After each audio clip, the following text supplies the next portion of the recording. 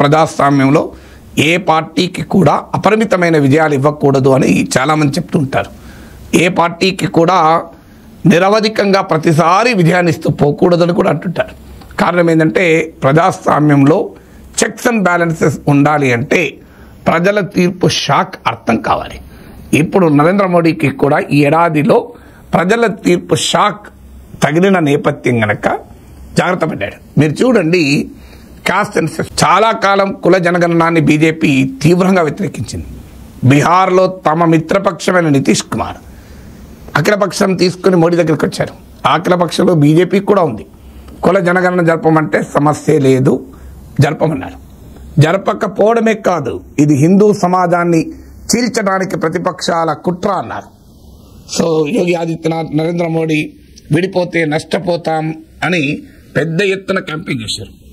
ఇది యాంటీ హిందూ అన్నారు. Cost census Hindu సమాజ ఐక్యతను దెబ్బతీసేతో, బాటెంగేతో, కాటెంగే, ఇవన్నీ మనం విన్నాం. ఈ మాటలన్నీ ఏం జరిగింది? ఇప్పుడు కుల జననానికి మోడీ ప్రభుత్వం అంగీకరించడమే కాదు, ఇప్పుడు జనాభా లెక్కలు ఈ అక్టోబర్లో మొదలు కానున్న జనాభా లెక్కల ప్రక్రియలో ఈవెన్ కులగణనాన్ని కూడా అధికారికంగా చేపట్టబోతున్నారు.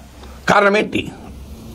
ఇండియా కూటమి పార్టీలు తమిళనాడు, తెలంగాణ, కర్ణాటక, ఈవెన్ ఎన్డీఏ పక్షంలో మిత్రపక్షమైన జేడీయూ నాయకత్వంలోని నితీష్ కుమార్ ప్రభుత్వం బీహార్లో కుల జనగణన జరిపి కాంగ్రెస్ పార్టీ ఇండియా కూటమిని ఈ అంశంపైనే ప్రధాన ఎజెండాగా మోడీ ప్రభుత్వాన్ని విమర్శిస్తుంటే, కుల జనగణనాన్ని వ్యతిరేకించడం సామాజిక న్యాయానికి బీజేపీ వ్యతిరేకమని ఒక బలమైన పాపులర్ నరేటివ్ను ప్రతిపక్షం నిర్మిస్తే తప్పలేదు మోడీ ప్రభుత్వానికి తమ ఐడియాలజికల్ పొజిషన్లో కూడా రాజీ పడి కుల జనగణన ఏదైతే నార్మల్ పాలసీ కాదు అది. ఎందుకంటే హిందుత్వ పాలిటిక్స్కే అది వ్యతిరేకం, హిందూ కన్సాలిడేషన్కే వ్యతిరేకం. అలాంటి చర్యకు కూడా చివరకు అంగీకరించాల్సి వచ్చింది. అంటే ప్రజాస్వామ్యంలో ఎన్నికల్లో ప్రజల తీర్పు ఏ రకంగా తమకు అనుకూలమైన విధానాన్ని తీసుకొచ్చుకోవటానికి ఉపయోగపడతాయనటానికి ఇదొక ఉదాహరణ.